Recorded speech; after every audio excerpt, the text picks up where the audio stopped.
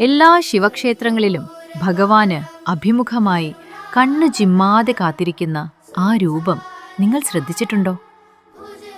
വെറുമൊരു വാഹനമല്ല നന്ദി, മരണത്തെപ്പോലും തോൽപ്പിച്ച ഭക്തിയുടെ പ്രതീകമാണ്.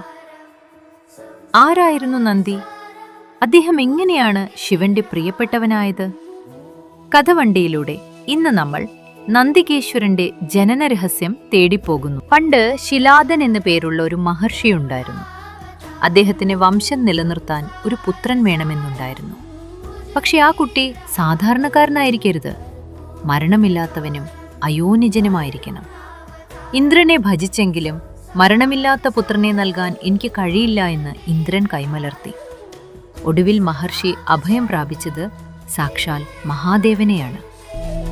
ശിലാദന്റെ വർഷങ്ങളോളം നീണ്ട കഠിന തപസ്സിനൊടുവിൽ പ്രീതനായ പരമശിവൻ പ്രത്യക്ഷനായി.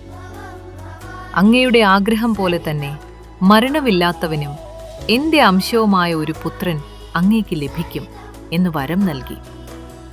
അങ്ങനെ ഒരു യജ്ഞഭൂമിയിൽ നിലമുഴുതുകൊണ്ടിരിക്കുന്നപ്പോൾ ശിലാദന് ആ ദിവ്യ ശിശുവിനെ ലഭിച്ചു. സന്തോഷം നൽകുന്നവൻ എന്ന അർത്ഥത്തിൽ അവന് നന്ദി എന്ന് പേരിട്ടു. പക്ഷേ ആ സന്തോഷത്തിന് അധികം ആയുസ്സില്ലെന്ന് കാലം വിധിച്ചു. ഒരിക്കൽ ശിലാദനെ കാണാൻ വന്ന മിത്രവർണന്മാർ 8-ാം വയസ്സിൽ നന്ദി മരിക്കുമെന്ന് പ്രവചിച്ചു. സ്വന്തം മകന്റെ മരണം കൺമുന്നിൽ കാണേണ്ടി വരുമോ എന്ന് ശിലാദൻ ഭയന്നു. എന്നാൽ ആ കുട്ടി മന്ദഹസിച്ചുകൊണ്ട് പറഞ്ഞു, അച്ഛാ, വിധി എഴുതുന്നത് ശിവനാണെങ്കിൽ അത് മാറ്റാനും അദ്ദേഹത്തിന് കഴിയും. മരണത്തെ നേരിടാൻ ഇറങ്ങിത്തിരിച്ച നന്ദിക്ക് പിന്നീട് എന്ത് സംഭവിച്ചു? അടുത്ത എപ്പിസോഡിൽ കാണാം.